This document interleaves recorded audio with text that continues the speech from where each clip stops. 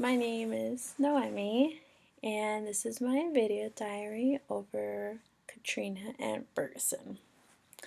So, my first reflection is going to be over Katrina. I thought it was a very interesting video. Kenyon, I think, is the name of the boy. That was really surprising. Sorry, I'm going over my notes right now. I thought it was interesting how he talked about how him and his family stayed there during the whole hurricane.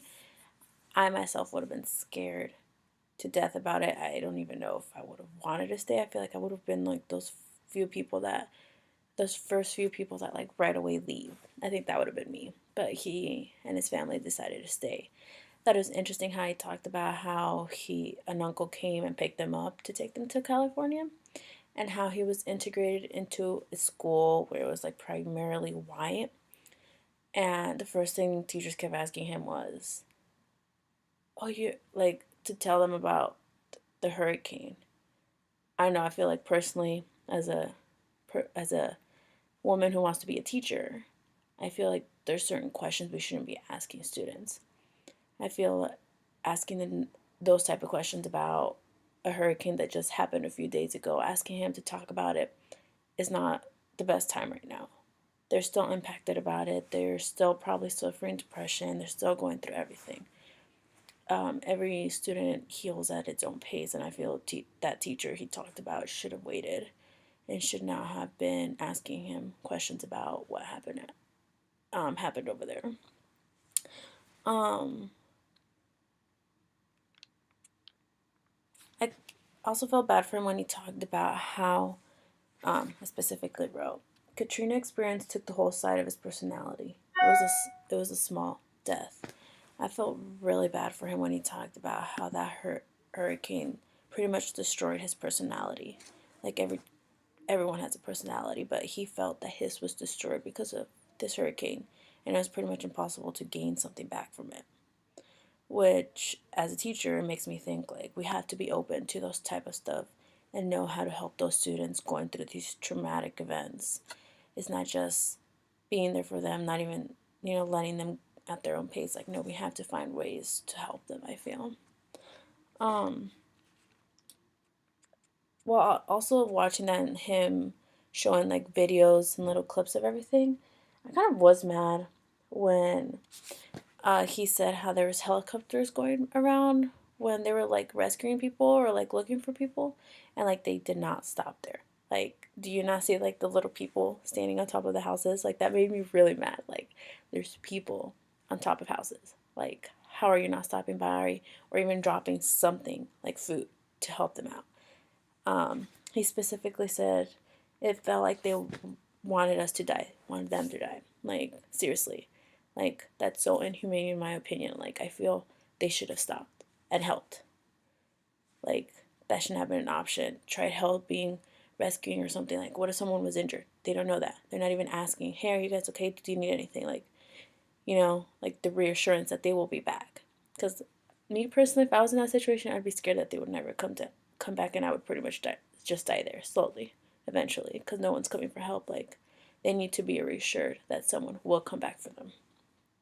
I thought that the whole Hurricane Katrina video was very interesting. The Ferguson one was very interesting because it gave different perspectives from different people.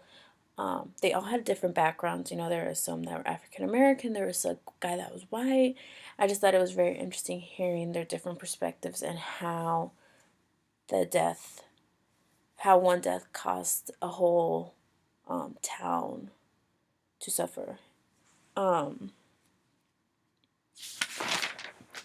they all had something in common. They all talked about like police brutality, how they're targeting, young black men. Like that's something I feel they had something in common.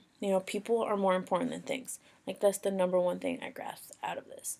And I feel that's why I like these type of activities we're doing in class, because we're all interacting, we're all hearing different perspectives since we all do come from different backgrounds. Like I really enjoy doing these groups because we really get to know each other more, know our background more, know a little bit more about everything. Overall, I really did like this unit. Obviously, like being from a minority group, I really enjoy talking about different backgrounds, ethnicities, cultures, anything like that. Like, I'm really passionate about because I like knowing what people think, different views. Obviously, like, I need to know how to handle that. Like, obviously, that's something I'm working on, but I just do like hearing a different perspective because sometimes I don't think about it like that, and it's interesting when I do think about it in that perspective.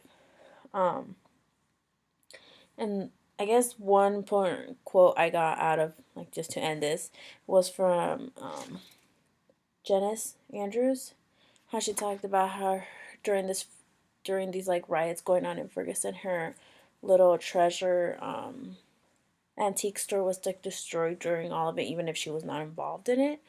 And she said, "Remain positive and have faith in God." Like, that quote just really hit, just because that's just towards anyone really, if they're going through something or not. Like, you have to remain positive and hope, and pray to God that everything will be fine, everything will go back to normal, there'll be peace. Like, that's our ending goal, to have peace between everyone, having not seeing any differences between anyone, since we are all equal. Like, that's the main goal, being equal, having equality between everyone.